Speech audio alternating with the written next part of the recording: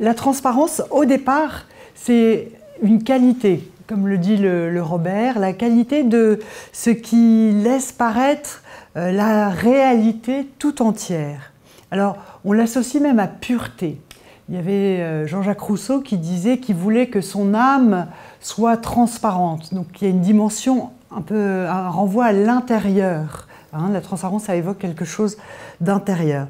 Quand on l'évoque dans la vie publique, j'ai vu que c'était avec l'impartialité, la vertu de l'impartialité qu'on trouve dans la déontologie de la fonction publique. Donc servir avec impartialité, servir de manière transparente, ça s'oppose aux conflits d'intérêts qui sont associés plutôt à du trouble, de l'opacité. Au départ, on visualisait plutôt une transparence affectée à des objets, à quelque chose de fixe. Et quand on l'associe avec des comportements, comme la vie publique, il faut la voir maintenant en mouvement. En travaillant pour Transparency, évidemment qu'on se pose la question de la transparence et même de la définition, parce que c'est un petit peu une question identitaire pour nous. C'est intéressant que vous parliez de pureté, parce qu'en effet, c'est un mot très fort. Il y a une très bonne thèse de droit public sur la transparence. Il dit que c'est un concept image et que l'image est tellement forte que parfois elle empêche même de réfléchir ou elle mobilise des émotions, etc. Parce que vous disiez tout à l'heure la pureté, et en effet, c'est à ça que ça renvoie, puisque la transparence, c'est voir tout le temps, de manière complètement accessible. Et alors, on a été amené à réfléchir à ça parce que, évidemment, ça ne peut pas être un idéal, ça ne peut pas être une utopie. On n'arrive pas ni d'une société transparente, ni d'une politique transparente. On veut qu'elle soit claire. On pourrait s'appeler Clarity International peut-être, mais on a fait un choix différent. Mais voilà, c'est pas une utopie, et si c'était une utopie, elle pourrait être inquiétante, parce que la pureté, c'est certes une très grande qualité, mais dans la vie publique ou dans la vie sociale, la pureté, ça peut surtout inquiéter, ça peut raisonnablement inquiéter. Et donc, nous, on prend la transparence comme un principe. Alors, qui s'applique à deux choses. La transparence de l'action publique, c'est des choses assez établies. On regarde des processus, des prises de décision. Et en démocratie, il n'y a quasiment pas de sujet. Alors évidemment que les acteurs publics ont le droit de réfléchir, ont le droit de ne pas tout rendre public tout le temps en temps réel. Ce n'est pas comme ça qu'on prend des décisions publiques. Mais c'est vrai qu'il y a une deuxième exigence qui a surgi, au-delà de cette transparence qui n'est jamais qu'une extension du principe de publicité. C'est-à-dire que l'État appartient au public, donc il doit des comptes au public et il doit rendre des comptes. Et la transparence répond à autre chose. Nous, le principe de transparence, il répond à une exigence qui est plus tournée vers les acteurs. C'est-à-dire que plus que les processus, désormais, on s'intéresse aux acteurs, à la manière dont ils prennent les décisions et à ce qui peut les motiver, et notamment à leur rapport à l'impartialité, à l'intérêt général, à l'indépendance. Et pour ça, on a le principe de transparence. Alors si on se place vraiment au niveau juridique, le principe de transparence, finalement, c'est contrôler parfois ce que vous êtes, autant que ce que vous faites. On s'intéresse à ce que vous faites quand vous êtes un décideur public, mais on s'intéresse à ce que vous êtes, parce qu'on s'interroge sur vos conditions d'impartialité, on s'intéresse aux personnes, et le principe de transparence, c'est un contrôle externe. C'est-à-dire qu'on ne vous laisse pas, voilà, c'est pas dans l'entre-soi, c'est pas au sein de l'administration, c'est plutôt un contrôle externe. C'est un contrôle externe qui est fait, qui rend public des informations, donc qui va entrer en conflit avec d'autres principes, notamment la vie privée, parce qu'on rend public des informations personnelles, ce qui n'était pas naturel dans le système politique et administratif. Donc on effectue ce contrôle sur des informations qu'on rend publiques, et on les rend tellement publiques qu'on les partage. Il y a beaucoup aujourd'hui de répertoires publics. Ce contrôle, pour qu'il soit efficace, alors peut-être pas au sens juridique, mais pour qu'il soit convaincant ou pour qu'il soit rassurant, et je pense qu'on viendra sur l'enjeu de la confiance peut-être, c'est qu'il soit fait sous les yeux du public, sous les yeux de la presse, qui a un rôle important à faire en démocratie, un rôle important, sous les yeux des ONG comme nous, qui pouvons regarder ces données, et puis sous les yeux tout simplement des citoyens, parce que ce sont des questions que les citoyens se posent. Je vois des résultats de travaux de chercheurs en sciences sociales qui disent que quand un individu prend des décisions, et en particulier des décisions éthiques, on pourrait transposer ça à la vie publique, c'est quand même des décisions qui vont toucher des citoyens et qui doivent être prises de manière éthique, eh bien, un individu dans cette configuration, il est soumis à des pressions, à des biais. Déjà, il va, c'est la dissonance, essayer changer sa croyance plutôt que son action. Et son action, ou sa décision, elle va être, on sait, qu'elle est soumise à des pressions comme des contraintes externes, mais aussi elle va dépendre de structures de pouvoir, de structures d'autorité, de son leader. Donc, je pense que même si les citoyens ne lisent pas les travaux des chercheurs nécessairement, ils intuitent, ils sont bien conscients qu'un décideur politique a beaucoup de choix possibles et que la transparence de sa décision mérite toute l'attention. Le législateur, en mettant en place tout notre système de contrôle des intérêts, des patrimoines, des déclarations, on reviendra peut-être plus tard là-dessus, essaye de limiter ces biais. Moi, je pense qu'en fait, la crise de la représentativité du politique actuel et puis les affaires de corruption, il y a eu quelques affaires retentissantes de corruption d'hommes politiques, font qu'il y a un doute qui s'est immiscé dans la tête de l'opinion publique et des citoyens qui aujourd'hui ne font pas nécessairement confiance, donc ils ont besoin de cette transparence pour essayer d'y croire, quoi. Et c'est, je pense, le rôle de cette législation, enfin, on verra, mais le principe d'action de cette législation sur la transparence qui veut essayer de relancer la confiance, ouvrir, moi j'ai vu un principe d'accès à l'information publique qui est en extension, l'open data, la République numérique, l'ouverture aux documents administratifs, un nombre incroyable d'informations qui sont données comme ça au public. Je pense que c'est pour le rassurer. Et puis, c'est vrai que ces déclarations d'intérêt auxquelles on soumet les hommes politiques, ce principe de transparence de leur patrimoine et de leurs intérêts, qui vient s'immiscer dans cette vie publique pour nous rassurer, pour rassurer les citoyens. Oui, on peut rajouter que il y a un mot important, c'était le mot doute. Il y a un doute. Il y a un doute, et si on veut un peu l'élargir, moi mon analyse c'est qu'on vit une crise politique de longue durée qui se caractérise, qui se porte sur deux objets, c'est à la fois une crise de l'intérêt général. L'État est censé avoir le monopole de la définition de l'intérêt général, c'est au cœur de l'organisation politique de la France depuis 2 siècles et sans doute plus. Et aujourd'hui, il y a un doute, et il y a un doute aussi sur le système représentatif. C'est-à-dire, est-ce que nos représentants sont vraiment nos représentants? Est-ce qu'ils ne sont pas possédés par d'autres intérêts, par d'autres préoccupations, avec une grande insatisfaction sur les décisions prises et qui se reportent sur les décideurs en disant si les décisions prises ne sont pas satisfaisantes, c'est qu'en fait le décideur il est capturé par d'autres intérêts. Souvent en analyse, notamment en analyse du lobbying, on parle de capture démocratique. Il y a beaucoup de sociologues qui s'intéressent à la capture démocratique, c'est-à-dire qu'au fond, les institutions sont démocratiques et en fait, l'expression des intérêts, les conflits d'intérêts potentiels viendraient en fait capturer ce qui devrait être le fonctionnement démocratique régulier.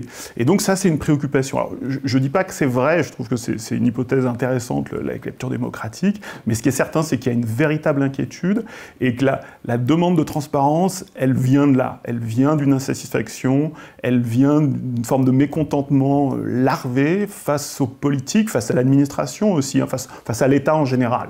Et on sait que l'État en France, c'est important, donc une crise de l'État en France, c'est forcément une crise profonde. Et peut-être juste sur un point, on parle souvent de la confiance, et ça nous arrive aussi. Alors, quand on commence, évidemment, on aimerait promettre le retour de la confiance, parce que la France est une société de défiance, notamment au niveau politique. Les travaux du CEVIPOF le montrent, le documentent tous les ans, c'est un baromètre. et le documente aussi à l'échelle européenne en montrant la singularité française. Il y a une forme de malheur public français qui se traduit par une défiance importante. Alors, on dit souvent que les mécanismes de transparence de la vie publique sont là pour rétablir la confiance. Je serais un peu plus pessimiste ou un peu plus réaliste. Je pense qu'ils sont utiles, je pense qu'ils sont même nécessaires. Sinon, je ne travaillerai pas pour Transparency International. Mais par contre, je ne promets pas la confiance. Parfois, on discute avec des responsables politiques et ils disent « Regardez, on a fait beaucoup de choses. » En effet, on a fait beaucoup de choses et pourtant la défiance est toujours là. Peut-être qu'en fait, la question de la défiance se joue ailleurs. Donc moi, j'aurais tendance à ne pas trop promettre le retour de la confiance. Mais par contre, on a besoin d'éclairer l'action publique, d'éclairer le comportement des décideurs publics. Alors, c'est des préoccupations qu'autrefois, c'est vrai que les citoyens en démocratie avaient moins. Aujourd'hui, elle est forte et il faut y répondre. On est aussi une société très éduquée, c'est l'aboutissement du processus démocratique. On a un haut niveau d'éducation, un haut niveau d'information. Les gens ont envie de comprendre, les gens ont envie de savoir. Dans la mécanique représentative, on délègue beaucoup, on délègue notre souveraineté. Quand on va voter, on délègue beaucoup. Et au fond, cette délégation, aujourd'hui, elle se fait moins facilement, avec beaucoup d'interrogations. Et voter une fois et revenir 5 ans plus tard, ça ne suffit plus. On a besoin d'avoir des garanties tout au long du processus. Moi, ce que je pense, c'est que c'est une nécessité pour ces responsables de devoir expliquer ce qu'ils font. S'ils veulent pouvoir nous gouverner, on est dans un système où c'est vrai qu'a priori, on ne présume pas la sincérité ou l'impartialité d'une décision. Et donc, pour lever ces biais, il faut un peu s'expliquer. Enfin, cette transparence est nécessaire. Et il y a toujours ces suspicions effectivement, de conflits d'intérêts. Et on voit bien qu'aujourd'hui, on ne croit plus aux gens animés d'un intérêt général ou d'un désintérêt ou d'un intérêt pour le citoyen.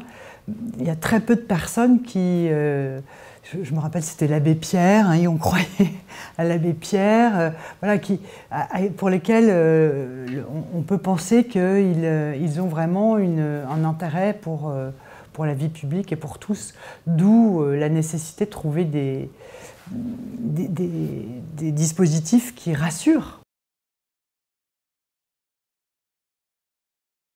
La première loi de transparence, c'est la loi de 88.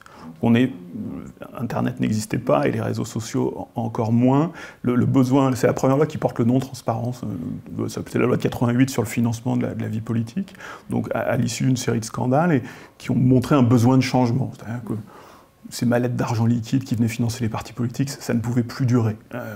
Et donc le législateur a réagi, et c'est la première loi. Alors après, on connaît mieux la loi de 2013, donc la loi de transparence qui crée la HATVP notamment, mais c'est quand même une vingtaine d'années plus tard. Et les réseaux sociaux, je pense, interviennent dans un second temps aujourd'hui, alors peut-être qu'on y reviendra, parce qu'ils posent des difficultés, parce qu'ils constituent un espace public spécifique. Et en effet, comme on publicise des choses, les réseaux sociaux s'en emparent. Et donc ça vient souligner des aspects un peu désagréables, parce qu'on l'a dit tout à l'heure, notamment il y a un enjeu de vie privée important, c'est-à-dire qu'on doit faire un arbitrage entre la vie privée des décideurs publics, notamment des élus, mais pas seulement des élus, puisque une partie de la fonction publique déclare, alors ils ne sont pas publics justement, le législateur et le Conseil constitutionnel ont veillé à ce que ça ne soit pas public, mais voilà, on doit faire un arbitrage entre les informations qu'on rend publiques et ce qu'elles deviennent dans l'espace public. Alors malheureusement, les réseaux sociaux, parfois, ne sont pas le meilleur exemple le meilleur usage qu'on puisse faire de ces informations.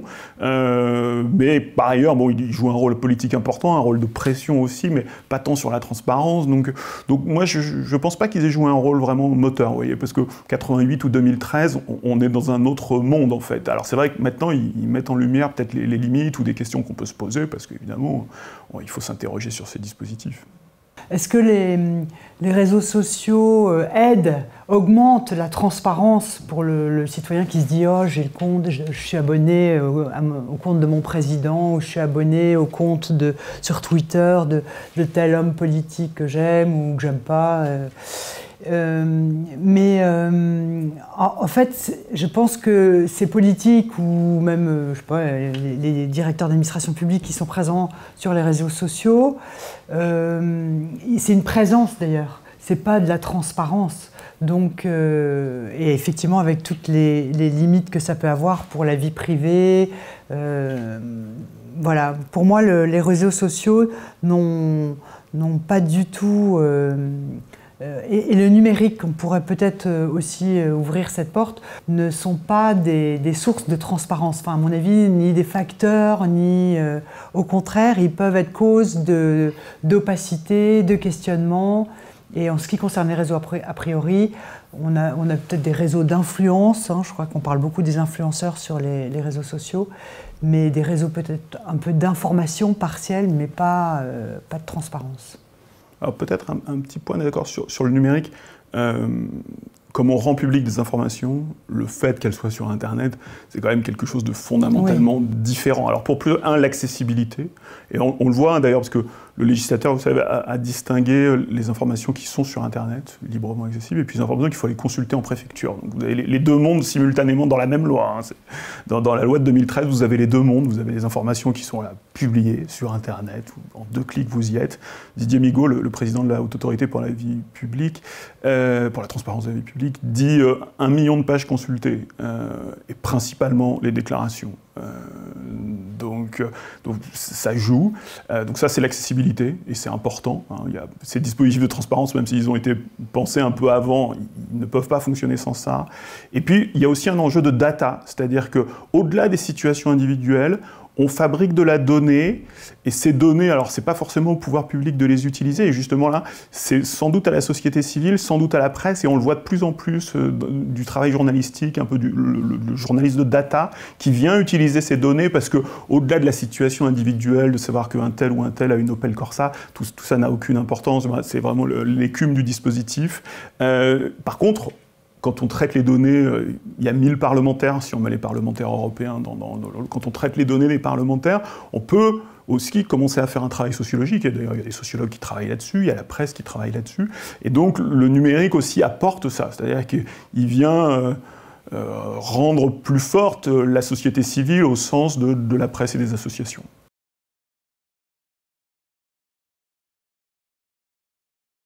Dans la sphère publique, j'ai identifié des organismes qui sont créés par le législateur. C'est vrai que dans la sphère publique, je me suis rendu compte que c'était plutôt la loi, le principe législatif qui organise cette surveillance et cette transparence, acteur de la transparence, alors que dans le domaine des entreprises privées, c'est effectivement pas les mêmes mécanismes qui sont à l'œuvre. On est plutôt dans le domaine de la soft law, avec une action, une intervention un peu en précurseur de l'Union européenne et du Parlement européen, qui est souhaitée par les entreprises qui font toujours attention à leur concurrence. Et on est moins sur une transparence des personnes, je pense, mais sur une transparence de la fabrication des normes, des exigences de l'information. C'est vrai que ce n'est pas les mêmes dispositifs qui sont en jeu.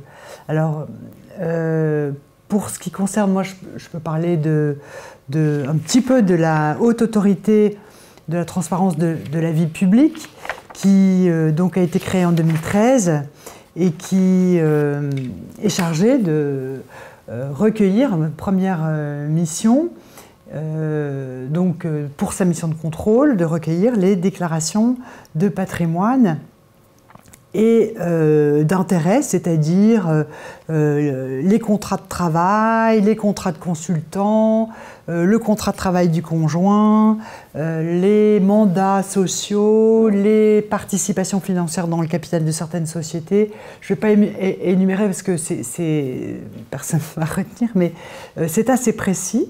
Et effectivement, ces déclarations doivent être faites par le président de la République, le candidat à la présidence, tous les candidats à la présidence de la République, le gouvernement, tous les membres du gouvernement et les collaborateurs de leur cabinet ministériel, les députés, les sénateurs, les membres du CESE, les membres de la Autorité administrative indépendante, les membres de la Haute Autorité de la vie publique. Alors il y a des nuances, il y a certaines de ces déclarations de patrimoine et d'intérêt qui seront rendus publics. Les autres sont gardés par la par la haute autorité et qui est chargée de les contrôler avec l'assistance de la DGFiP, de l'administration fiscale, pour vérifier que les données sont justes. Et alors, il y a tout un processus d'échange avec la personne qui doit faire sa déclaration. Je n'ai pas dit que tous les présidents de conseils régionaux, conseils généraux, les maires, collectivités territoriales sont aussi amenés à devoir déclarer leur intérêt. Et puis directeur d'hôpitaux, directeur de grandes administrations et responsable et directeur d'entreprises publiques aussi. Je pense qu'il y a 18 000 assujettis. Voilà. Je crois que c'est le chiffre de la HATVP qui a sorti son rapport annuel là, il y a quelques temps. Je crois que c'est 18 000. En tout cas, c'est l'ordre de grandeur. Si ce n'est pas 18 000, c'est 15 000. Mais je crois que c'est 18 000 assujettis aux déclarations. Alors, ça ne veut pas dire qu'elles sont toutes publiques, oui, oui. Loin de là. Au contraire, les patrimoines publics, c'est 55, alors qu'on focalise souvent le débat là-dessus.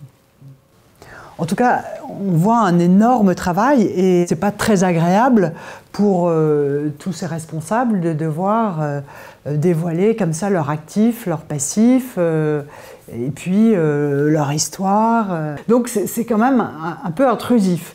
Et je pense que c'est un effort que l'État demande, que le législateur a demandé en fait aux hommes politiques en faveur de la transparence pour le citoyen. Lequel citoyen, je disais, c'est un peu du donnant-donnant. Le citoyen aussi, il est soumis à de plus en plus d'intrusions. Il est aussi soumis à un certain nombre de devoirs d'information. Autrefois, il déclarait, maintenant, ça lui est automatiquement presque imputé.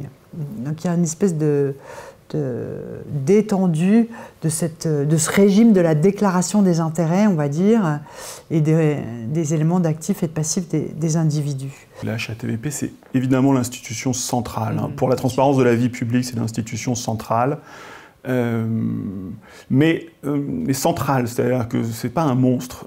On peut se poser cette question-là. Elle a acquis des responsabilités importantes et le législateur lui en a même confié. Alors dès 2013, puis en 2019 ou en 2018 avec la loi sur la fonction publique. Donc 3 missions essentielles, comme l'a dit Muriel, les déclarations. Donc avec ce stock et ce flux, parce qu'elle se renouvelle, c'est en mouvement. Donc les déclarations de patrimoine et d'intérêt, le contrôle des mobilités publiques-privées, donc ça c'est une nouvelle mission qui lui a été confiée par le législateur, le pantouflage, le rétropantouflage, la circulation, et l'encadrement du lobbying. Et à chaque fois, il y a une dimension publique. Et en ça, c'est une politique de la transparence, c'est pas simplement un contrôle, le contrôle à l'ancienne, je serais tenté de dire, c'est-à-dire que c'est un contrôle qui se fait en public, y compris sur la mobilité publique-privée, où depuis peu, d'autorités, la HATVP publie quasiment tous ses avis. Autrefois, elle les réservait, considérant que là, dans la mobilité publique-privée, c'est quoi votre projet professionnel? Donc on était vraiment dans la vie privée, et en plus souvent de la vie privée de gens qui sortaient de la sphère publique, donc qui allaient prendre des responsabilités à l'extérieur. Et il y avait un régime un peu entre chien et loup, certains qu'on rendait publics, certains qu'on rendait pas publics. Et alors c'est vrai que là, il y a un peu une force du principe de publicité, du principe de transparence, et là, ça peut à moitié, ça marche toujours moins bien. Donc à un moment donné, sauf considération, ou parfois en anonymisant certains aspects, ce type de documents, les avis, donc avec des éléments un peu de contexte, dans les avis, on apprend des choses, sont rendus publics. Donc, et sur le lobbying, un répertoire aussi, un grand répertoire, je pense qu'on y reviendra, qui vient tracer non pas seulement qui sont les représentants d'intérêt, parce qu'il faut s'inscrire pour être dans le répertoire, mais ce qu'ils font. Donc une action, donc une logique un peu différente, mais qui vient tracer les interactions avec l'ensemble des pouvoirs publics. Donc vraiment, c'est une institution centrale, mais c'est pas un monstre, loin de là. Moi, je trouve que c'est une institution très bienveillante, et parce qu'elle a pris au législateur une 4e mission, où elle fait de la promotion de la culture, alors non pas de la transparence, mais de la culture déontologique, et donc c'est un peu le déontologue de la nation. Je lisais le rapport, là je relisais le rapport pour préparer l'émission, et ils l'ont même mis en première mission en fait, alors ça peut être la mission un peu en disant, bon, vous ferez un peu de com, hein, vous raconterez ce que vous faites, quoi. Vous êtes une AI, une grosse AI, vous allez un peu quand même partager, puisqu'il y a une préoccupation pour les citoyens. Et en fait non, ils vont bien au-delà, parce qu'il y a beaucoup de dialogue, c'est-à-dire que c'est pas le contrôleur qui vient sanctionner, qui vient dire là ça dépasse, beaucoup de dialogue, beaucoup d'allers-retours, des injonctions, hein, puisque la HATVP n'a pas non plus des pouvoirs de sanction démesurés. Au bout du bout, elle peut saisir le parquet, hein, elle peut faire un signalement parquet, mais il y a beaucoup de dialogue et beaucoup d'échanges et beaucoup d'interactions. Alors c'est un peu aussi une difficulté parce que parfois le travail déontologique il vaut peut-être mieux qu'il se fasse ailleurs, mais en tout cas la HATVP fait ce travail déontologique et donc alors sans que ce soit péjoratif, mais il y a une forme de bienveillance parce que les responsables politiques peuvent pas dire je me suis fait tomber dessus par la HATVP. Il serait vraiment de mauvaise foi ou un haut fonctionnaire ne peut pas dire la HATVP m'est tombé dessus. Il y a vraiment de l'interaction et du dialogue parce qu'on sait que tout ça a été créé il y a 10 ans, bon, ce dispositif date d'il y a moins de 10 ans, il faut évidemment que les acteurs se l'approprient, hein. On n'est pas là pour sanctionner les gens pour les sanctionner, la HATVP n'est pas là pour ça, elle est là pour faire progresser la culture, pour changer les habitudes, parce qu'on remet en cause beaucoup d'habitudes, hein. C'est aussi ça, beaucoup de façons de faire, hein. Tout à l'heure je disais que c'était un contrôle qui porte sur les personnes, c'est la façon dont les gens exercent leur mandat, hein, notamment chez les politiques, leur rapport, finalement le conflit d'intérêts très souvent, il n'était même pas conscient. C'est-à-dire qu'ils existaient, ils étaient partout, mais la question n'existait pas. Et il y a 10 ans, on s'est dit, mais en fait, ça existe peut-être quand même, même si on est les champions de l'intérêt général, peut-être que quand même les champions de l'intérêt général sont peut-être accessibles aux conflits d'intérêts privés. Et le rapport Sauvé en 2011, hein, qui a lancé ça, le rapport Nadal en 2015, ou un peu avant la loi Sapin 2, voilà, il y a eu une production quand même où l'État a pris conscience et... alors, les rapports c'est important, mais il faut que la loi suive, et la loi a suivi. Donc on a créé un édifice de contrôle qui est intéressant, qui progresse et qui en même temps accompagne les acteurs. Et si on doit parler de quelques autres acteurs, alors après, il y a la HATVP est centrale et après, elle n'a pas le monopole. C'est-à-dire qu'il y a des choses qui se font ailleurs. Par exemple, l'Agence française anticorruption, qui a été créée un peu dans le même mouvement législatif, qui a été créée par la loi Sapin 2 en 2016. L'AFA vient accompagner notamment les acteurs privés qui ont des nouvelles obligations en matière de prévention de la corruption. Alors c'est plus de la transparence de la vie économique, mais les deux vont ensemble, parce que souvent la corruption, c'est la rencontre d'un corrupteur et d'un corrompu. Et dans la plupart des situations, le corrupteur est privé et le corrompu est public, est un acteur public. Donc c'est évidemment des sujets qui se rencontrent, et tout à coup des choses qui étaient renvoyées, alors soit au juge pénal, hein, parce que le juge pénal n'a pas attendu tous ces dispositifs pour s'y intéresser, mais on se dit que la justice pénale doit passer, la justice pénale doit faire son travail, mais en même temps c'est un peu dommage, c'est-à-dire que la justice pénale c'est quand on a échoué à prévenir, à détecter, et donc l'édifice, l'ensemble des outils de transparence, ils sont aussi là pour dire, bon, la régulation par la casse à la fin, de la justice pénale, qui est longue, qui est coûteuse, qui attrape peut-être un délinquant qui n'attrape pas tous les délinquants. La régulation par le pénal avait un peu ses limites. Et donc on met en place, en amont de tout ça, une mécanique, des outils pour détecter, pour prévenir et puis pour faire changer les comportements. Donc l'AFA fait ça notamment en travaillant sur les plans de prévention de la corruption au sein des entreprises. Elle le fait aussi avec les grandes collectivités locales, alors qui n'ont pas d'obligation, mais l'AFA a une mission pour travailler avec elles. Voilà, et puis un dernier acteur, alors j'en parlerai parce qu'il faut être un peu corporate, il y a évidemment la société civile a un rôle à jouer, hein, parce que depuis le départ, puisqu'on rend public des choses, ça veut dire qu'il y a...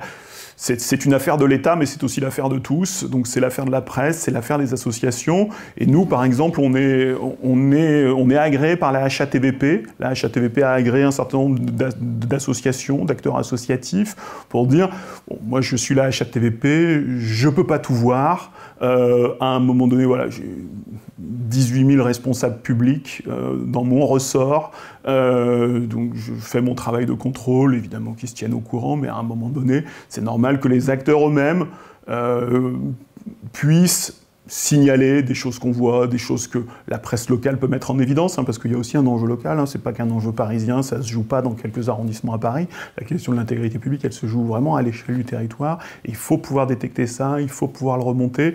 Et si on rend public ces informations, c'est aussi pour que ce travail-là puisse se faire.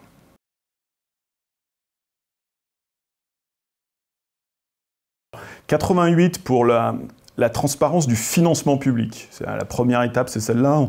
On rentre le législateur, les pouvoirs publics rentrent dans la question par la question du financement public, qui n'était pas régulé, qui a donné lieu à des mauvaises pratiques, avec en plus donc, le financement des partis était très lié à ça. Donc la conjonction de la décentralisation qui met un peu de pouvoir dans les collectivités locales, donc avec la question des marchés publics qui devient sensible, le coût des campagnes électorales, parce qu'à partir des années 70-80, les campagnes électorales changent aussi de dimension et deviennent beaucoup plus coûteuses, les grandes campagnes nationales, et donc des séries de scandales, alors un peu larvées dans les années 70 et beaucoup plus prise en charge par la justice, par les grandes affaires politico-financières des années 80-90. Donc la loi de 88, c'est une étape importante, c'est ce qui fait rentrer la transparence.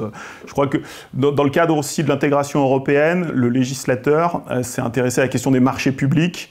Alors, il y avait déjà une législation, on n'a pas inventé le code des marchés publics dans les années 90, mais dans le cadre de l'intégration européenne, il a fallu aller plus loin et il a fallu que le contrôle soit effectif parce que la question des marchés, la question de l'égal accès aux marchés, de leur régularité est devenue très importante. Donc la transparence naît finalement dans ces questions-là. Et puis ensuite, elle change de nature et elle se porte. Alors, l'événement déclencheur est un peu accidentel, c'est l'affaire Cahuzac.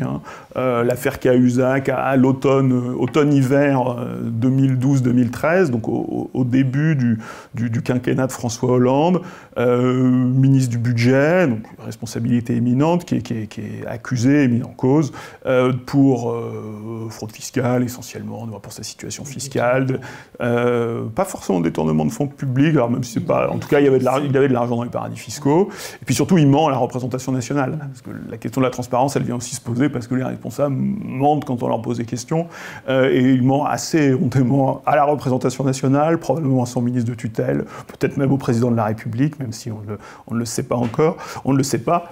Et l'affaire Cahuzac, finalement, appelle une réponse des pouvoirs publics à un moment où il y avait déjà un début de réflexion. L'affaire Cahuzac, c'est, comme souvent les affaires, c'est une accélération. C'est-à-dire que, notamment, on avait commencé à réfléchir au conflit d'intérêts.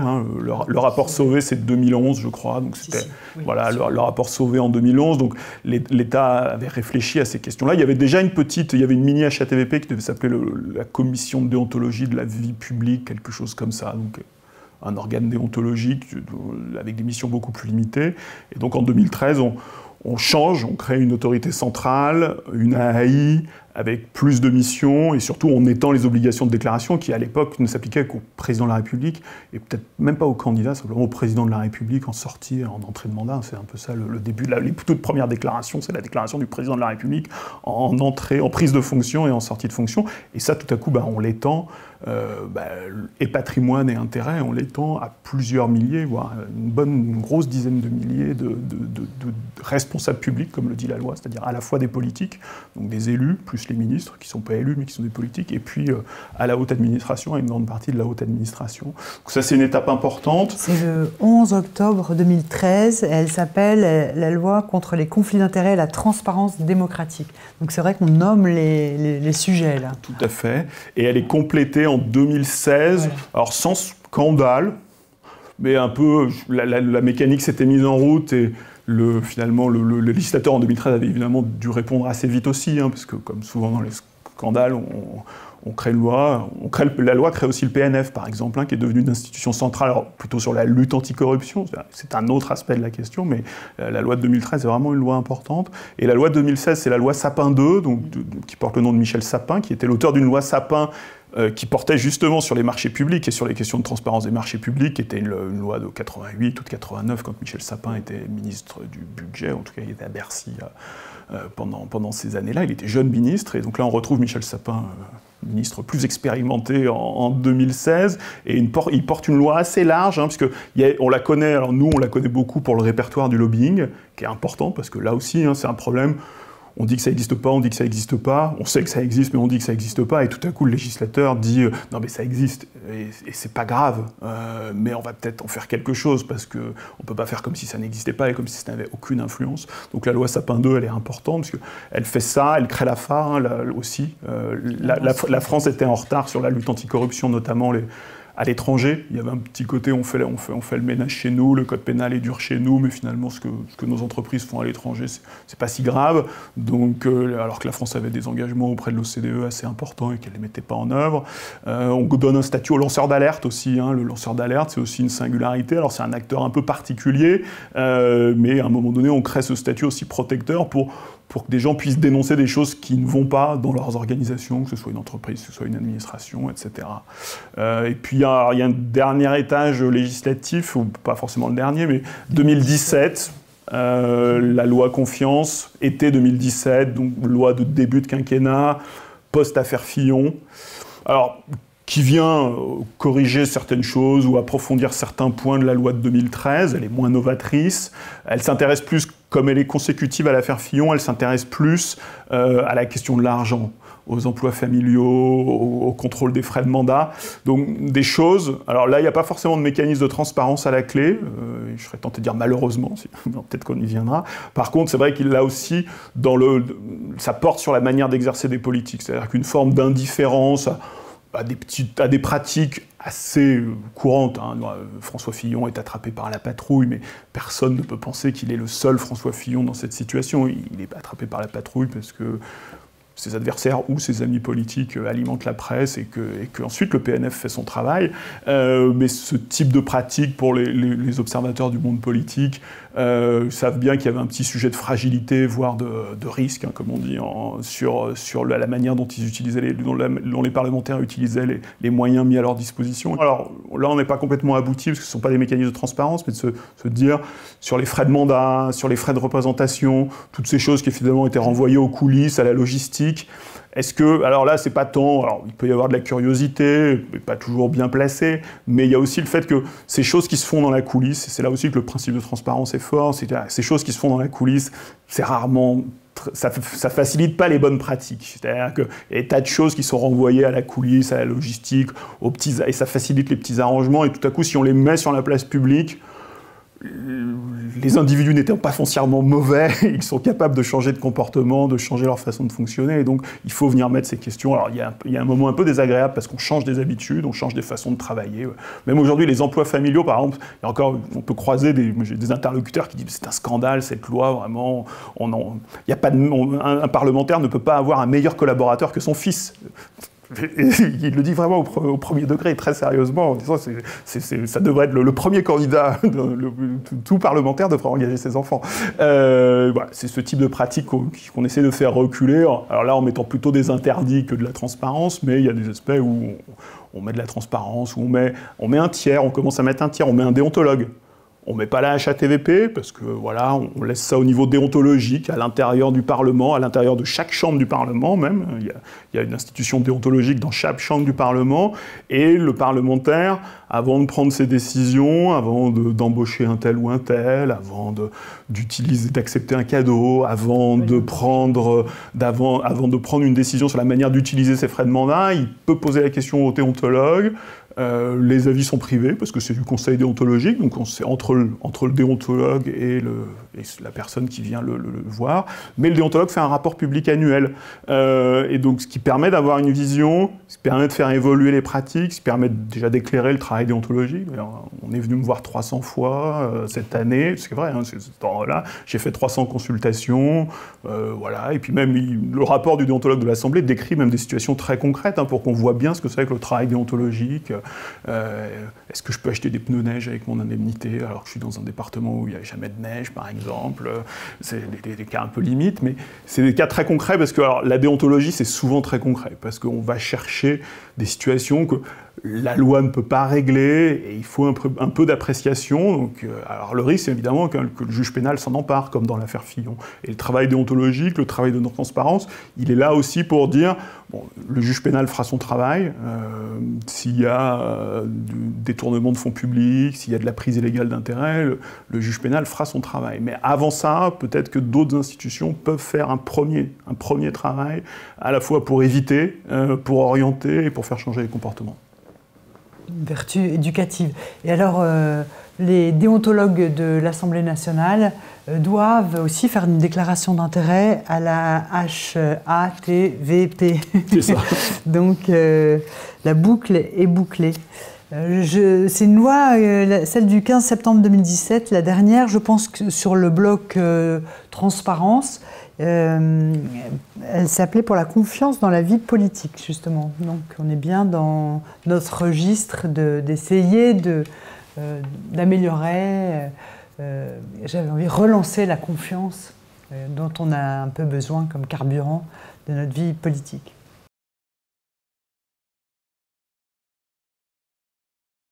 La HATVP, dans son ressort, a des hauts fonctionnaires, et a des fonctionnaires. C'est pour ça que la loi dit responsable public, et responsable public, c'est une catégorie ad hoc, là en l'occurrence, qui a été créée, dans lequel on a à la fois des élus, des politiques et des administratifs. Donc, ceux qui sont les fonctionnaires, qui sont plutôt des hauts fonctionnaires, qui sont dans le ressort-là, ils ont les mêmes obligations, patrimoine, intérêts, sauf que c'est pas rendu public. Voilà, c'est la HATVP qui fait son contrôle, qui s'assure de l'exhaustivité de tout ça, qui essaye d'anticiper les décisions éventuelles. La HATVP s'occupe des mobilités publiques-privées, ça concerne les anciens ministres, mais aussi beaucoup de ses avis concernent des hauts fonctionnaires. Hein. Donc la HATVP a vraiment un rôle pas simplement politique, mais aussi administratif. Après, il y a une partie qui est renvoyée vers les administrations. Alors notamment sur les mobilités publiques-privées, tout ne remonte pas à la HATVP. Il y a des choses qui se font au sein de chaque administration et c'est pas plus mal, hein, parce que donc la HATVP va se saisir que des plus importantes.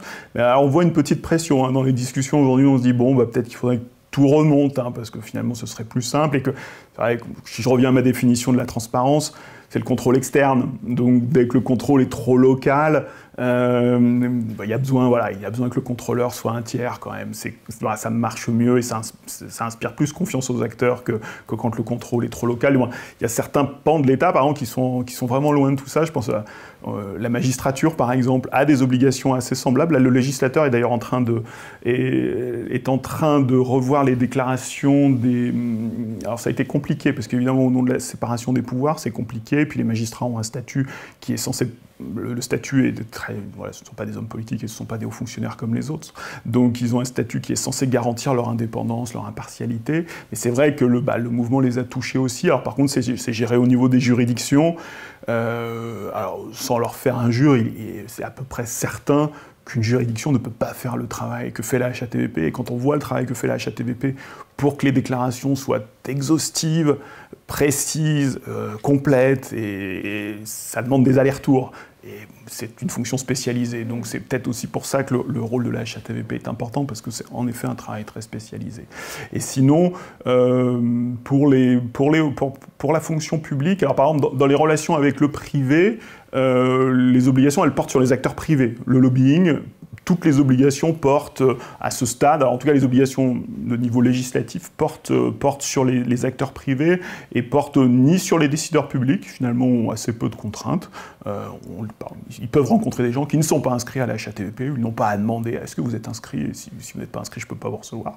Ce qui pourrait être envisageable, hein, c'est partie des questions qu'on peut se poser. Aujourd'hui il n'y a aucune contrainte qui pèse sur les acteurs publics, que ce soit des politiques ou des hauts fonctionnaires, parce qu'une grande partie du lobbying, certes vous rencontrez des parlementaires, de temps en temps vous rencontrez un ministre, mais vous passez essentiellement votre temps à rencontrer soit le cabinet du ministre, soit en administration centrale, soit en administration locale, ou au niveau local. Les acteurs privés rencontrent plus souvent un directeur des services techniques ou un directeur de l'aménagement que le maire de la commune, ou même que le maire adjoint à l'urbanisme. J'ai lu les arrêts là, de la HATVP, des avis, pardon. On voit, ils donnent des avis en disant qu'ils sont conformes, conformité avec réserve, et des avis opposés. Donc ils étudient, en fait, je pense que c'est à partir des déclarations d'intérêt, s'il y a eu une influence entre, et possiblement des conflits d'intérêts entre les décisions qu'a pris, on peut parler du ministre de l'Éducation, Transition numérique, Cédric O, qui voudrait aller dans le conseil d'administration de Atos, une grande entreprise du numérique. Et effectivement, il a pris quelques textes en faveur de ce numérique. Donc apparemment, le HATV trouve qu'il y aurait un conflit d'intérêts. Qui est peut-être discutable, mais ils ont pris position. Donc ils vont sur le contenu des décisions qui ont été prises pendant la vie politique du fonctionnaire ou de l'homme politique, et ils comparent avec l'activité privée qui va être...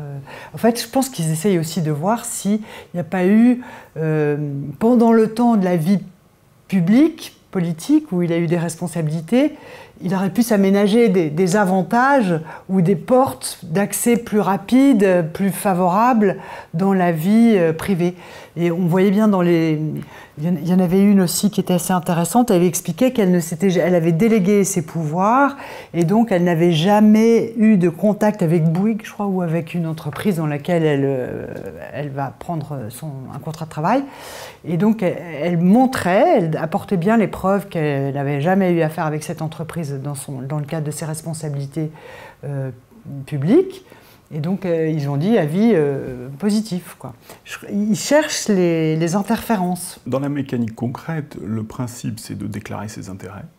Donc ça, il y a différents régimes en fonction du niveau de responsabilité que vous avez.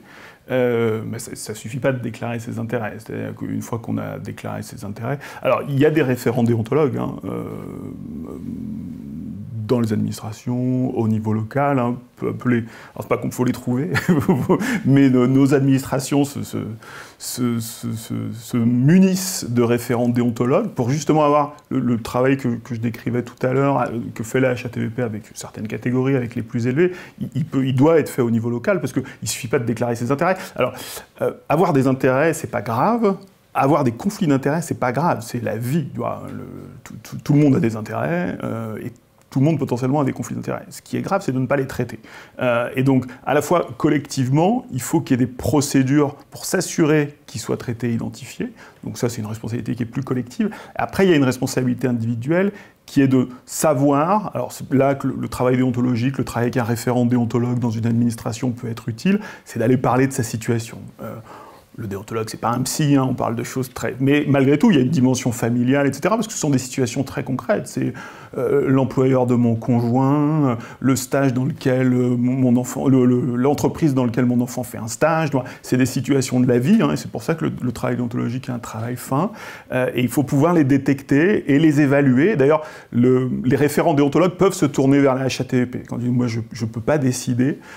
Et alors, après, une fois qu'on les a détectés, qu'on doit les traiter. Bon, l'outil, le traitement, la posologie, c'est le déport. C'est-à-dire que la manière de traiter un conflit d'intérêts, la bonne manière, quand il existe, c'est de se déporter, de s'abstenir, de le signaler.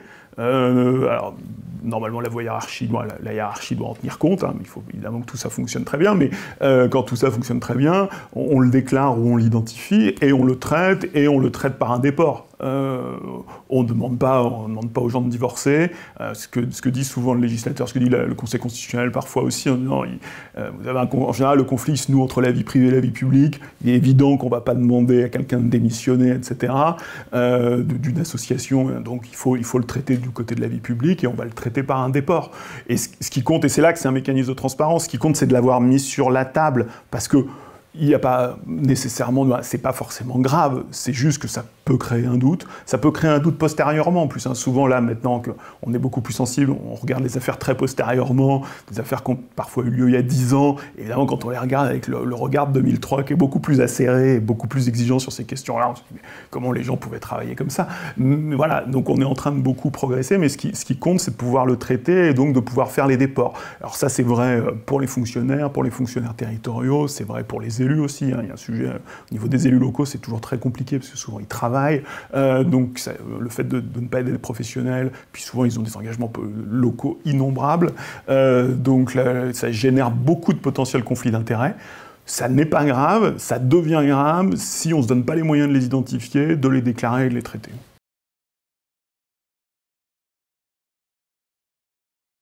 C'est le principe, là je vois pas mal de l'accès à l'information publique. Aujourd'hui, on a ces données Open Data et République du numérique déjà. Donc je trouve qu'on a pas mal d'informations. C'est la loi du 8 décembre 2018 qui a étendu ce principe d'accès à l'information. Quand je disais qu'il s'élargissait ou s'étendait ce principe, on voit qu'il y a cette ouverture. En tout cas, pour moi, ce n'est pas le même système qui s'applique aux entreprises privées tant qu'elles ne commettent pas de corruption qui les amène à être prises ou par la police, le parquet ou l'Agence française anticorruption. Voilà. Elles ont un souci de compétition. Donc, ce qu'elles souhaitent le plus possible, c'est par secteur d'activité ou d'être soumises aux mêmes règles. Donc, c'est le niveau européen elle cherche des normalisations, des normalisateurs européens, et elles ont la pression, on pourrait dire de watchdog organisations, qui sont des organismes de certification qui, à partir de la publication de leur rapport annuel sur leurs efforts en matière d'environnement, de lutte contre le réchauffement climatique, sur leurs efforts, mais c'est que sur la compliance, hein, leurs efforts en matière sociale, lutte contre l'égalité homme-femme, les discriminations, et puis leurs efforts en matière d'indépendance de leur gouvernance, de probité. Et elles sont notées par des organismes, Etifrance, Vigéo, Lucie, qui vont leur attribuer des critères qui sont quand même regardés par les investisseurs et de plus en plus regardés par les jeunes qui vont postuler. Souvent, ils cherchent les bons étudiants. Et ben, les bons étudiants, ils ne veulent plus aller dans ces entreprises qui polluent ou qui ont des mauvais scores finalement en éthique. Et donc, les entreprises aujourd'hui cherchent à rendre de plus en plus... Alors, c'est vrai qu'on a eu cette discussion sur Total, qui avait publié des émissions de CO2, je sais pas, genre 10% de celles de BP. Donc on s'était dit, c'est pas possible, ils ont dû mentir. Donc on avait semé un doute. Alors elles veulent maintenant essayer d'avoir des critères d'évaluation de toutes cette on parle de critères extra-financiers, qui soient normalisés pour toutes les entreprises de manière à pouvoir se comparer de manière plus équitable. Et cette transparence de la mesure et des calculs, c'est là où ils travaillent ensemble. Et il y a des organismes qui sont issus de la communauté de l'Union européenne, la SEC, mais il y a aussi des organismes privés qui m'intéressent assez bien, qui sont une sorte là, c'est Emmanuel Faber, l'ex-dirigeant de Danone, qui travaille dans un board qui ressemble un peu à l'IAS Board, qui a fait ses preuves pour la comptabilité et l'information financière, qui est l'International Sustainable Standards Reporting, ISSR. Et il faut le regarder parce qu'il est en train d'établir des normes qui, à mon avis, en accord en fait avec des auditeurs, des dirigeants d'entreprise, des normes qui vont permettre un peu de transparence et d'équité dans le système. Donc vous voyez que c'est des entreprises qui vont se conformer à un système de normes, qui vont être plus transparentes. Et c'est à travers c'est une autre façon d'arriver à la transparence, je pense, pour toujours séduire leur public, c'est-à-dire eux, c'est les investisseurs, les clients ou les RH qui vont embaucher.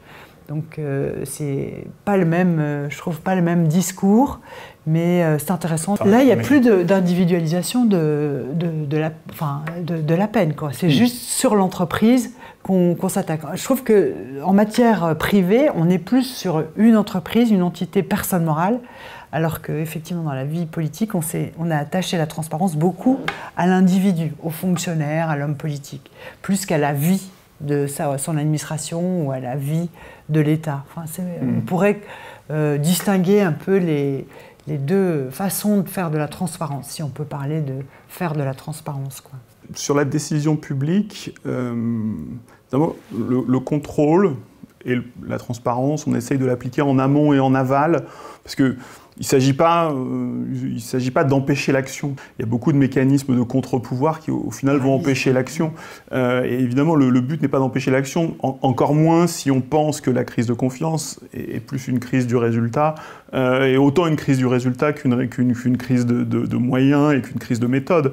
Donc il ne s'agit pas d'empêcher l'action. Donc on essaie d'être en amont avec une mécanique déclarative. Au moment de la décision, on essaye de générer des déports. Alors, au niveau local, on en voit beaucoup. En collectivité locale, les fonctionnaires la fonction publique territoriale doit gérer ça.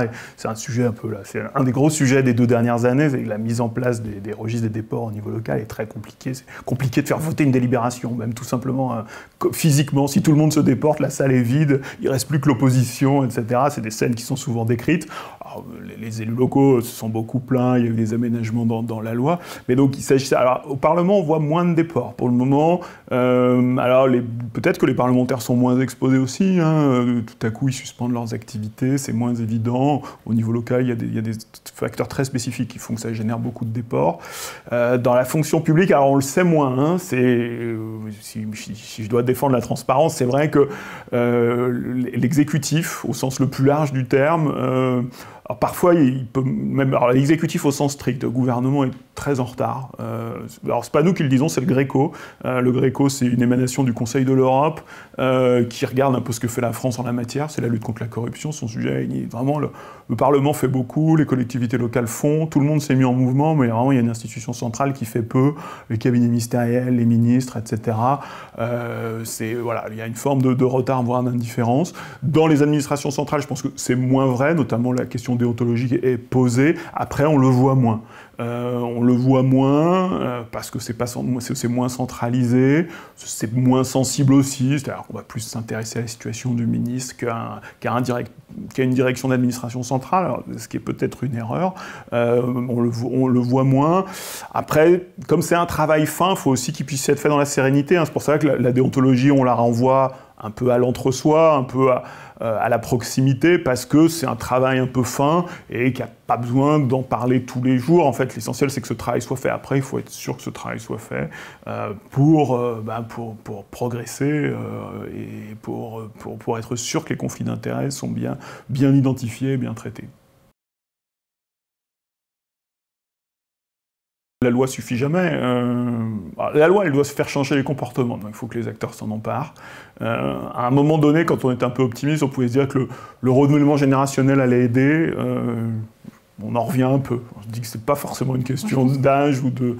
Alors il y a des mauvaises habitudes, il y a parfois des gens qui ont fait 30 ans de carrière comme ça et qui vont pas changer à la 31e année, donc il faut les laisser prendre leur retraite à un moment donné ou prendre un peu de champ et compter sur le fait que les nouvelles générations auront moins d'habitudes, mais c'est pas aussi simple, ça serait trop simple si c'était ça. Après, il faut des bons déontologues. Il faut que cette fonction-là, elle soit prise en charge, il faut qu'elle soit prise en charge par la hiérarchie, tout simplement, c'est-à-dire qu'à un moment donné, c'est un chantier de plus pour un responsable administratif, pour un chef de service, pour un directeur, c'est un chantier de plus. Évidemment, c'est un chantier un peu préventif, on se pose des questions qu'on ne se posait pas avant, donc c'est compliqué, il faut le faire. Mais alors, l'avantage, c'est quand même que la loi, et au-delà de la loi, l'État, au sens le plus large, a quand même mis des moyens, a mis des outils. Donc évidemment, après, chaque administration va se mettre plus ou moins en route, va y être plus ou moins exposée aussi, parce que le risque, il n'est pas uniforme. La première chose qu'on fait dans ce moment-là, c'est des cartographies. On cartographie des risques dans ces situations-là. C'est-à-dire, où sont les risques? Parce que voilà, quand vous êtes fonctionnaire jeunesse et sport ou quand vous êtes un fonctionnaire à Bercy, la cartographie des risques et même l'exposition au risque n'est pas la même. Donc il faut que ce travail-là soit fait, soit porté par la hiérarchie, notamment dans la fonction publique, mais les outils existent au-delà de la loi. Oui, mais c'est un travail de formation et je trouve qu'il y a quand même une arme qui aide, un outil, c'est la publication de toutes les décisions de l'AFA, de la HTPV, à force de pouvoir lire leurs décisions, on va trouver la voie. Je pense que pour les déontologues, c'est aussi un appui. Enfin, on a cette chance. Mais je pense qu'il y a beaucoup de formations maintenant dans les administrations.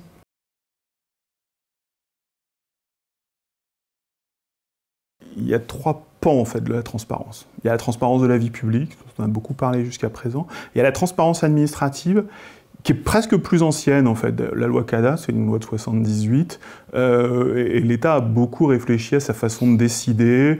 Alors, dans une optique, tout à l'heure on parlait de la crise de l'intérêt général aussi, parce qu'il y a un enjeu d'acceptabilité, il y a un enjeu d'associer les citoyens, d'associer les administrés. L'administration a été plutôt pionnière là-dessus sur les processus.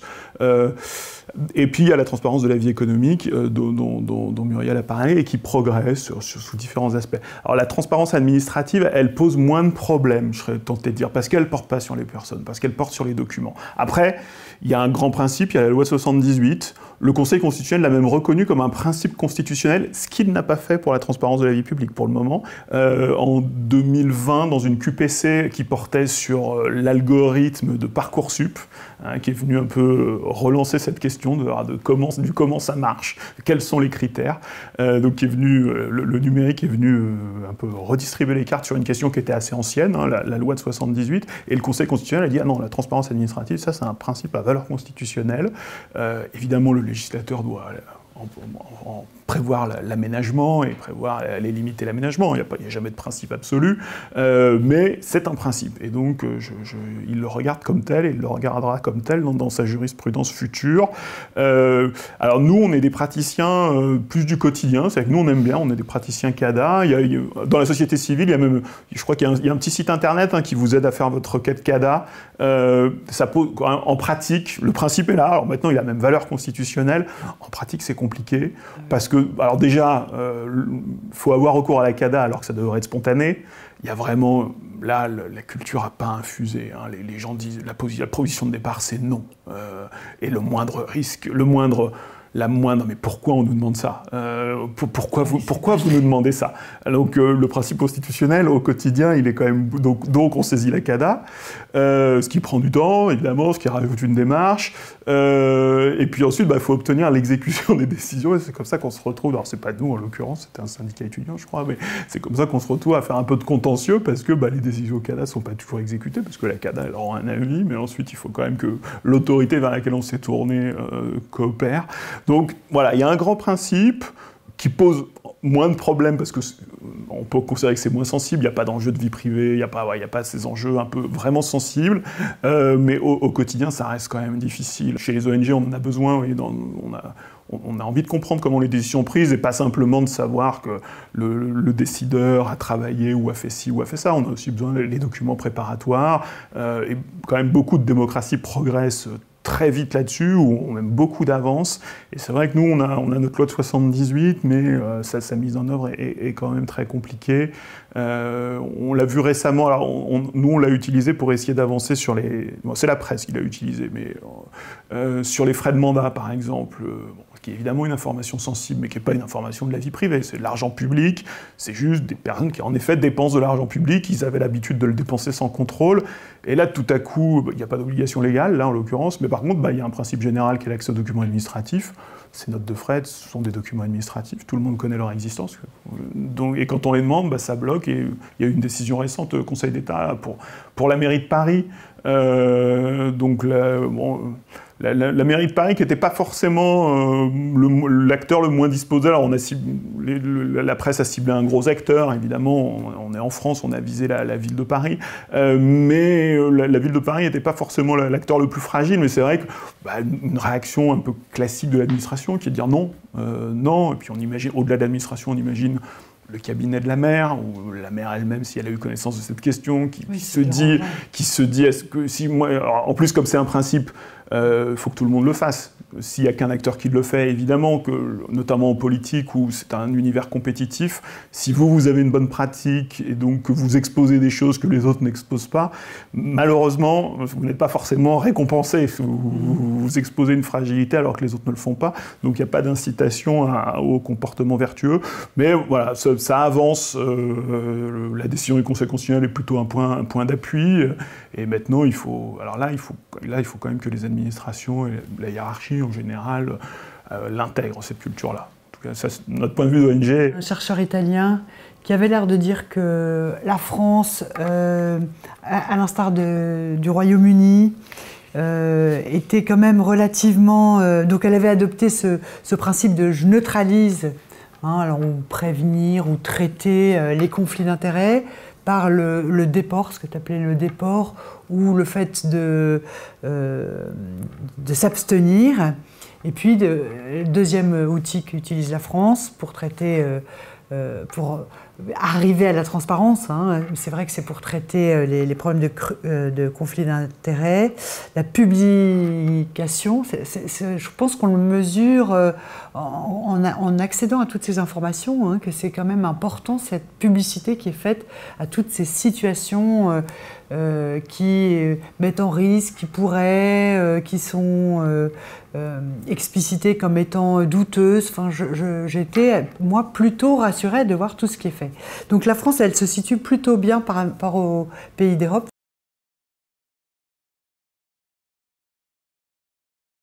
Transparency, nous sommes un mouvement international, donc on discute avec pas mal de gens.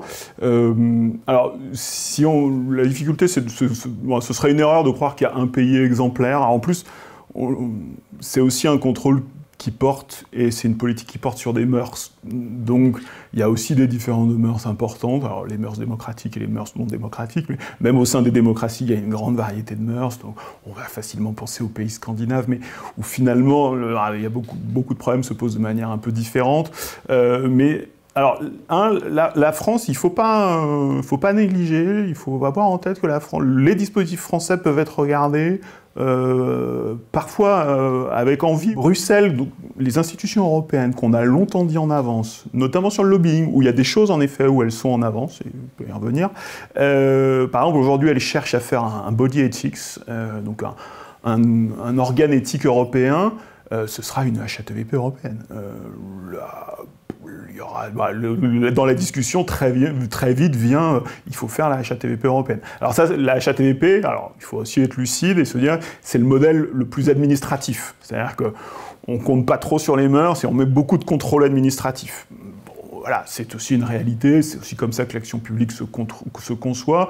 Donc ça, c'est un aspect sur lequel, s'il s'agit de faire du contrôle administratif, les gens vont assez facilement se tourner vers la France. Par ailleurs, on a aussi un aspect qui est très important et qui est structurant, qui fait que le problème se pose en France différemment qu'ailleurs, à mon avis, c'est le financement de la vie politique. C'est-à-dire qu'à partir du moment où les personnes morales, c'est-à-dire les entreprises pour le faire court, ou la société civile en général d'ailleurs, mais les entreprises d'abord, puisque c'est là peut-être qu'il y a le plus de sujets de sensibilité, ne peuvent pas financer la vie politique. Les interférences sont moindres. Nous, on sait que nos collègues colombiens, en Colombie, il y a un système de traçage des financements politiques qui est très performant. Vraiment au premier, c'est l'escudo, je pense. Non, je ne sais plus quelle est la monnaie de la Colombie. Bref, à la première unité, tout est tracé. Sauf qu'évidemment, en France, on n'a pas le problème. On a d'autres problèmes. On a un problème lié à un financement politique, peut-être un financement public mal réparti, etc., avec peut-être pas assez de contrôle parce que c'est du financement public, mais on n'a pas de sujet de traçage. Donc le système colombien, il ne va pas forcément nous intéresser. Moi, j'aime beaucoup. Alors je trouve que là où on est mauvais, et là on va être terriblement français, ça va être sur l'argent. On va avoir du mal à parler d'argent. Et par exemple, les anglo-saxons, alors l'Angleterre sur les frais de mandat, et ça fait très longtemps, alors, il y a eu un gros scandale de frais de mandat au Parlement anglais en 2015, de mémoire, ou même avant, au début de en tout cas au début des années 2010, c'est certain. Vous allez sur le site d'une institution anglaise, les frais de mandat, l'utilisation de cette enveloppe, qui est tout à fait normale. Comme des tas de professionnels, ce qu'on demande aux politiques n'est pas non plus pas complètement exorbitant du droit commun. N'importe quel cadre en entreprise, un politique, on n'aime pas forcément le dire comme ça, mais un politique, c'est jamais qu'un cadre dirigeant. N'importe quel cadre dirigeant rend des comptes à sa comptable, hein, sinon on est dans l'ABS, ou bref. Et le contrôle a plutôt tendance à se renforcer, hein, parce qu'il n'y a pas que la loi, il y a aussi le contrôle interne, qui est très fort en interne aux entreprises. Donc ce genre de choses qui devraient être assez élémentaires, tout à coup ça devient très compliqué pour les politiques.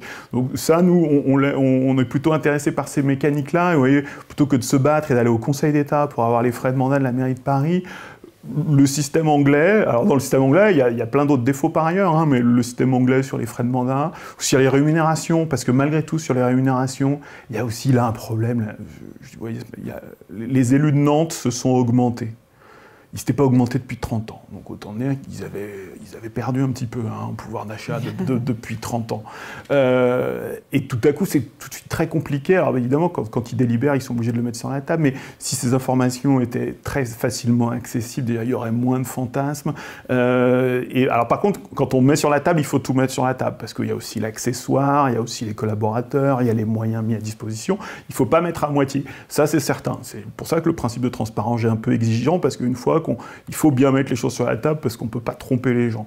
Mais voilà, sur la question de l'argent, je trouve qu'il y a des approches intéressantes.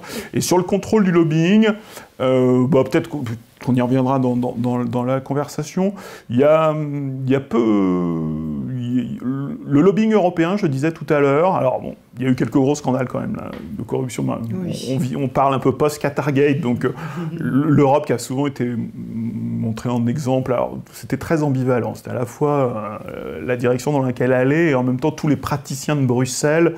Nous, nos collègues bruxellois disaient ça te pendait au nez. Alors que souvent Bruxelles était regardé comme le lieu de la transparence, le lieu où certes les intérêts privés étaient très présents, mais où tout ça était parfaitement régulé. Et quand le Qatargate a explosé, nos collègues européens, ça fait 10 ans qu'on l'attendait, ce scandale, il est sorti là, il est sorti là. Par contre, ce qui est plutôt pas mal, c'est les obligations qui peuvent peser là, en matière de lobbying, sur les décideurs. Ce qu'on n'a pas fait en France en disant non, c'est des obligations qui appartiennent aux entreprises privées, la contrainte elle est sur le privé, alors que dans les consultations publiques que fait la Commission, que font les rapporteurs au Parlement, alors en France on l'a un petit peu mais sous forme de bonne pratique, au niveau européen on est vraiment sur de l'obligation, c'est-à-dire qu'il faut rendre publiques les choses, il faut rendre publics les échanges, pas de tous, pas ceux qui ont un rôle de très secondaire, voilà, mais les grands décideurs, les personnages clés d'une décision publique, à un moment donné, sont amenés à rendre des comptes sur ce qu'ils ont entendu. Après, ça ne veut pas dire qu'on va être d'accord, ça n'emporte pas l'accord, mais ça apporte quand même un certain nombre de garanties sur la manière dont la décision publique est fabriquée. Tout le dispositif législatif, les lois 2013, 2016, 2017, elles sont toutes passées dans les mains du Conseil constitutionnel parce qu'elles étaient contestées, parce qu'il y avait du débat politique à chaque fois. C'est pas automatique, et le Conseil constitutionnel a été amené à se pencher sur les limites et amené à arbitrer, en fait, notamment le respect dû à la vie privée, qui est un principe constitutionnel important, l'autonomie des chambres, la liberté des parlementaires, la séparation des pouvoirs. Et donc le Conseil a pris un certain nombre de décisions et essayé de peser et de trouver un dispositif équilibré. Alors, donc c'est pas un principe absolu. D'ailleurs, le Conseil a laissé passer, moi j'aurais tendance à dire peut-être 90% des initiatives législatives, de ce que voulait le législateur, et il en a raboté 10. Alors c'est jamais agréable, parce que les petites choses, on aurait aimé que le Conseil prenne les choses un peu différemment, mais sur le respect à la vie privée, c'est tout à fait entendable. Et d'ailleurs, le respect dû à la vie privée, c'est ce qui fait que, par exemple, les déclarations de patrimoine, malgré ce qu'on pense souvent, ne sont pas publiques. Didier Migaud, à l'Assemblée nationale, la semaine dernière, disait 55, parce qu'il avait un député en face de lui qui lui disait « Mon patrimoine est sur Twitter ». Et Didier Migaud lui dit, il lui a pas dit non, mais je me permets de compléter. Je pense qu'il a pensé non, votre patrimoine n'est pas sur Twitter. Parce que vous êtes parlementaire, donc votre patrimoine, il est consultable en préfecture. Il est consultable en préfecture, sans stylo, sans carnet, sans téléphone, avec le fonctionnaire de la préfecture qui est au-dessus de votre épaule, et vous lisez le dossier. dans votre préfecture de département. Déjà, vous devez justifier de votre qualité d'électeur, etc. Et il évoquait peut-être une cinquantaine de cas de consultation par an. Donc, le législateur a déjà intégré ça. Et donc, les 55, c'est les membres du gouvernement, c'est les membres du collège de la HATVP, puisque comme c'est une institution importante, elle a des obligations avancées, elle montre la voie, et c'est le président de la République. Et comme le disait Muriel tout à l'heure, les candidats à la présidence de la République, alors on pourrait presque dire que c'est un peu bizarre. En plus, ça dure 2 mois. Donc pendant 2 mois, leurs patrimoines sont accessibles. Et en plus, ils sont une quinzaine, les candidats à la présidentielle en général. Et là, pendant 2 mois, et là, on a un petit effet limite qui est de dire, est-ce que cette curiosité est bien saine? Est-ce que c'est bien sérieux que la presse, les réseaux sociaux et la presse aussi, malheureusement un peu à la remorque des réseaux sociaux, se mettent à commenter la voiture d'un tel, alors soit l'excès de patrimoine, soit les aspects pittoresques, soit l'insuffisance. Il y avait une députée l'autre jour à l'Assemblée qui, face à Didier Migaud, disait « Moi, ce qu'on me reproche, c'est mon absence de patrimoine ». Et les gens trouvent ça louche. Alors, c'est très... Voilà, évidemment qu'il y a des limites. Alors, le législateur est très conscient de ça, hein, donc le principe de publicité, il n'a pas été mis en place de manière irraisonnée, généralisée. Par contre, alors c'est vrai qu'une des limites, où on le voit en tant que praticien, c'est que parfois la déclaration d'intérêt, il y a quasiment des éléments de patrimoine, notamment il y a des éléments de rémunération économique. Et en fait, quand un parlementaire dit « ma déclaration de patrimoine est sur Internet », c'est probablement faux. Par contre, c'est possible que sa déclaration d'intérêt, qui elle est très accessible, soit sur Internet, parce que la déclaration d'intérêt, il y a les rémunérations des 5 dernières années. Et donc, il y a un effet... alors forcément, une fois que vous avez 10 ans de carrière, forcément, vous n'avez plus que des rémunérations publiques, donc ça neutralise la chose. Mais quand vous entrez dans le périmètre du contrôle, vous déclarez les 5 dernières années de votre rémunération, et tout à coup, c'est public. Et c'est vrai que... Ces titres de participation, je pense. Oui, il y a le patrimoine mobilier, contrairement à l'immobilier. Donc en fait, on croit que c'est du patrimoine, parce qu'il y a les actions. Donc c'est vrai que... Ça, c'est le rubricage pourrait être fait peut-être plus finement. En plus, comme il y a des chiffres, ça prend une valeur tout de suite plus forte, parce qu'il ne s'agit pas simplement de dire que vous avez des actions totales dans votre PEA, parfois. Hein, si je veux faire un peu l'avocat du diable de ce qu'on entend parfois en face, voilà, vous avez quelques actions totales dans votre PEA, il y a le montant en face, et tout à coup, alors c'est parfois instrumentalisé dans le débat public, en plus on l'a vu dans le débat retraite, tout à coup vous vous retrouvez actionnaire de Total. C'est pas forcément un usage très raisonnable des données qu'on propose. Donc il y a peut-être une interrogation à avoir sur exactement ce qu'on publie, mais ce sont quand même des éléments importants et globalement utiles, même si parfois il faut peut-être revoir un peu le rubricage, essayer justement de s'adapter aux usages, parce qu'on le voit, hein, c'est aussi une politique qui se construit avec des usages, et parfois en constatant que les usages détournent la procédure, il ne faut pas l'abandonner, mais il faut intégrer le fait que vous avez ce type d'usage qui est fait. Alors moi j'aurais une conclusion plus philosophique sur la transparence. J'aime bien l'idée de transparency qui dit que c'est un principe pour le rendre actif, on va dire. Mais c'est aussi une qualité et pour qualifier un comportement ou une décision. Alors, on peut revenir sur l'être humain et se dire, moi j'ai apprécié la déontologie de la fonction publique qui parle de transparence qui déduit du comportement du fonctionnaire quand il est impartial et qui pourra donc être transparent. Hein, c'est son impartialité qui est en jeu. Et ça, je trouve ça assez un beau projet d'essayer de prendre des décisions de manière impartiale quand on sait que chacun d'entre nous, effectivement, naturellement, on pourrait être éduqué d'ailleurs à servir d'abord, à favoriser celui qu'on aime ou celui qui on a envie d'être bien vu ou celui avec qui on compte aller travailler après. Voilà, je trouve que ça fait résonner sur un comportement un peu digne et une bonne qualité, une qualité d'homme. De toute façon, la transparence, ça ne sera jamais suffisant, à mon avis. Ça ne peut pas être une utopie. On l'a vu avec la décision sur Parcoursup.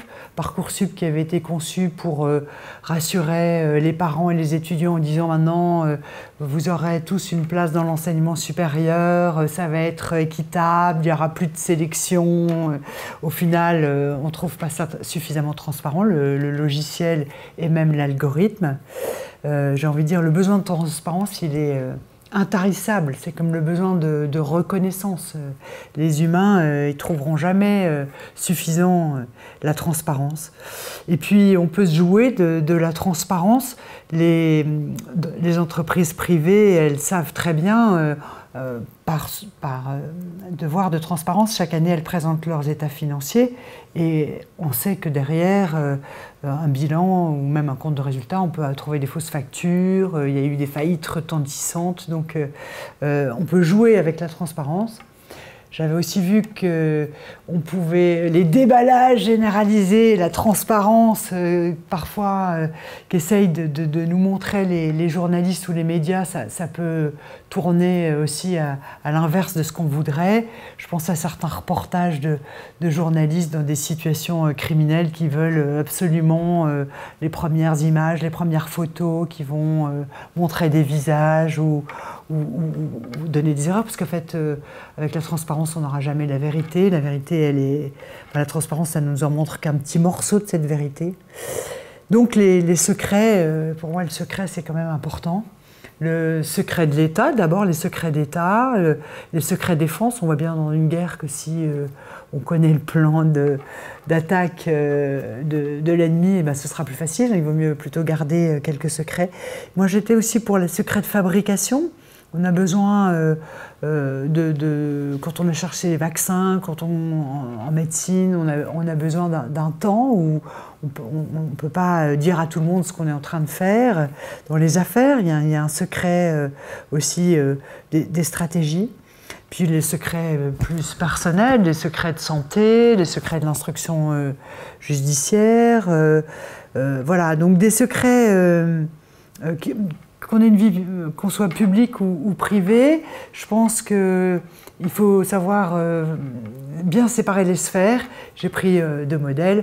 Hannah Arendt, dans La condition humaine, qui dit que c'est une condition essentielle d'avoir deux domaines bien séparés, la vie privée et la vie publique. Et dans cette vie privée, c'est vrai qu'on a besoin d'intimité pour décider de notre orientation politique, qui peut d'ailleurs évoluer, notre orientation sexuelle, notre orientation religieuse. Voilà, c'est des intimités où on n'a pas besoin d'être transparent, à mon avis, sur tous ces sujets-là, nécessairement. Et Hannah Arendt disait que quand on confondait le privé et le public pour les hommes, on était dans un régime totalitaire, dont je n'ai pas du tout envie. Et puis pour revenir sur un juriste, un avocat, un professeur de droit, c'était Jean-Denis Bredin, qui disait attention aussi à l'État, qui veut... Enfin, parce que la transparence, elle peut se retourner aussi contre lui. Donc une petite mise en garde comme mot de la fin. Le procès dit la crainte de la dictature de la transparence. Je crois qu'il a été lancé, tout à l'heure on disait la loi de 88, je pense que le deuxième jour, en 88, quelqu'un a dû se lever dans la salle et dire que la dictature de la transparence était déjà là. Les profs de droit, il y a des profs de droit qui participent à ça. Il y a une part de la doctrine juridique qui est très réservée sur ces questions-là. Il y a une part du monde universitaire qui est plus allante et qui attire l'attention justement sur ce discours un peu répétitif de la dictature de la transparence. Je pense qu'on en est loin. Comme, évidemment, la transparence, c'est une image très forte, c'est un imaginaire qui peut être perverti, en effet, la pureté, l'absence de distinction entre le public et le privé, etc.